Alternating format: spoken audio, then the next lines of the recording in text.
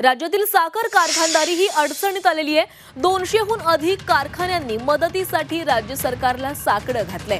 कर्जाचं पुनर्गठन करण्याची विनंती करण्यात आलेली आहे। ऊसाचे प्रलंबित देयक, ऊसतोडणी, वाहतुकीची थकलेली देयक आणि आधीच्या कर्जाचे थकलेल्या हप्त्यामुळे राज्यातील साखर कारखानदारी ही अडचणीत सापडली आहे। यातून मार्ग काढण्यासाठी 200हून अधिक कारखान्यांनी आर्थिक मदतीसाठी सरकारला विनंती केली आहे। सोबतच कर्जाचं पुनर्गठन करण्याची ही मागणी या साखर कारखान्यांनी केली आहे।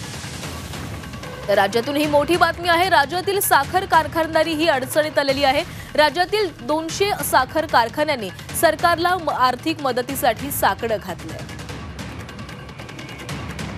तसंच कर्जाचं पुनर्गठन करण्याची देखील विनंती करण्यात आलेली आहे।